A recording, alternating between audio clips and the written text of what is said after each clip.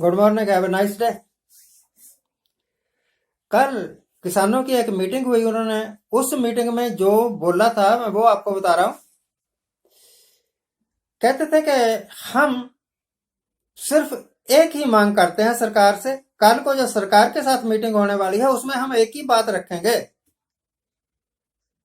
कि हमें कुछ नहीं चाहिए, हम इन कृषि बिलों पर बहस ही नहीं करना चाहते।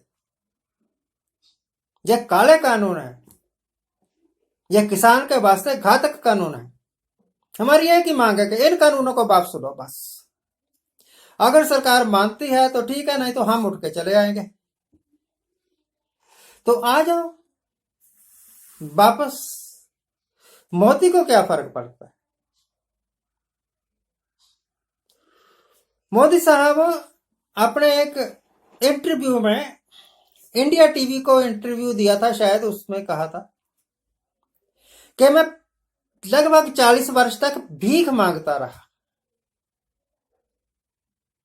जो खुद भीख मांगता रहा, मुझे नहीं पता ये बात सच है या झूठ है, पर सुल्तान आजम हिंद का एक वीडियो ये कहता है, और कुछ करे या ना करे आपको भिखमंगा बना के जरूर छोड़ेगा। अगर आप इस विश्वास में हो कि मोदी साहब आपका भला करेंगे तो यकीन रखो आपका भला सिर्फ यही होगा कि आपको जमीन जायदाद की जिम्मेवारियों से मुक्त करके आपके हाथ में कटोरा थमा देंगे। क्योंकि आपकी जमीनों पर तो इनडायरेक्टली कब्जा हो जाएगा मल्टीनेशनल कंपनीज का, अंबानियों का, अंडानियों का। कैसे वाही हाथ कानून। मुस्लिम औरतों ने कभी नहीं कहा था कि हम हमारे फेवर में 3 तलाक का कानून लेकर आओ। किसी मुस्लिम इंस्टीट्यूशन ने अगर कहा हो तो बता दो, पर लेकर आ गए अपनी पीठ ठोकने के लिए कि हमने मुसलमानों के वास्ते बहुत कुछ किया है। आपने क्या करना है मुसलमानों के वास्ते? मुसलमानों को नहीं पता कि उनके अच्छे की क्या बात है, बुरे की क्या बात है। आपको तो मुसलमानों का कल्चर ही नहीं पता। They know their culture best. अगर उन्होंने अपना भला करना है तो वो खुद करेंगे, आपकी जरूरत नहीं है। किसानों ने अगर भला करना है तो वो खुद करेंगे, आपके गरुड़ ज्ञान की जरूरत नहीं है। आपके महान ज्ञान के कारण तो इंडियन इकोनॉमी डूब गई। किसान बेचारे किस खेत की मूली है। पर एक बात याद रखिए हिंदुस्तान के लोगों, आप भी याद रखिए, मोदी साहब को भी याद रखना चाहिए। किसान, अब तो पूरे हिंदुस्तान के किसान जुड़ गए हैं। शुरू शुरू में यह बीड़ा उठाया था पंजाब के किसानों ने, पंजाब के उन लोगों ने जिनके बुजुर्गों ने अफगानिस्तान के आए हुए जो इंट्रूडर्स थे उनको नहीं टिकने दिया, चाहे वो कोई भी हो। मुगलों को नहीं टिकने दिया, उनकी छाती पर पांव रख के उनको दौड़ाया, भाग जहां से। ये पंजाब की वो धरती है जहां सिकंदर को नहीं टिकने दिया, उसको भी वापस जाना पड़ गया। पंजाब की वो धरती है जीवट धरती, किसी को अपनी छाती पर पैर नहीं रखने देती। और जो इनके साथ टक्कर लेता है वो बर्बाद हो जाता है। अगर ये गुजराती सज्जन ये सोचते हैं कि कृषि कानून के बहाने से पंजाब के बल्कि सारे मुल्क के, अब तो सारे मुल्क के किसान, जब भी ये कानून लागू होंगे तो सारे मुल्क पर लागू होंगे, सिर्फ पंजाब पर तो लागू होंगे नहीं। किसानों के सिर पर पैर रख के ये अपना कथकली डांस कर लेंगे, जैसा चाहेंगे वैसा नहीं होगा। अपनी गलत अभिलाषाओं को पूरा करने के लिए जो सही आपके मुकद्दर में है वो भी ना गवा लेना।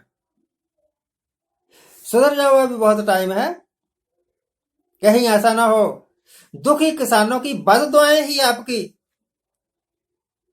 हानि का, आपकी मूर्खताओं का जवाब हो। उनके गरीब मन क्या करेगा? यही कहेगा ना, जा तेरा सत्यानाश हो।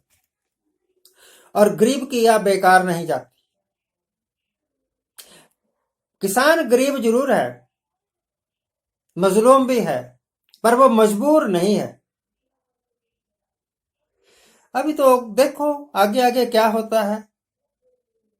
अभी इनके पास 3 वर्ष है, परंतु मुझे ये पक्का यकीन हो गया कि ये बाकी के बचे हुए 3 वर्षों में भी कुछ ऐसा करिश्मा नहीं कर पाएंगे जिससे हिंदुस्तान के लोगों का भला हो। हिंदुस्तान के लोगों में मैं उन लोगों को गिनता हूं जो किसान है, जो मजदूर है, जो नौकरी पेशा है, जो मध्यम वर्गीय है। जो 5-7 हजार होंगे, 5-7 हजार खरबपति लोग हैं ना, उनको नहीं मैं गिनता। वो इंडियन नहीं है। जब उनका दिल चाहेगा अपना पटारा उठाएंगे और किसी दूसरे मुल्क में जाके बैठ जाएंगे, जैसे मोदी साहब के बाकी के मित्र भाग गए। Thank you very much for watching, keep watching. मैं एक छोटा सा वीडियो छोड़ के जा रहा हूं, उसका जरूर देखिए, शायद आपको समझ में आ जाए कि हम कहना क्या चाहते हैं। मैं यह कहना चाहता हूं कि इस सरकार से किसानों को, आम आदमी को कोई उम्मीद करनी नहीं चाहिए। जब ये आउट ऑफ पावर थे तो जिन चीजों का ये जोर शोर से विरोध किया करते थे, गले में माला डाल के प्याजों की, सड़क पर सिलेंडर रख के किया करते थे ना फिर प्रदर्शन विरोध, वही सब कुछ ये आप खुद कर रहे हैं।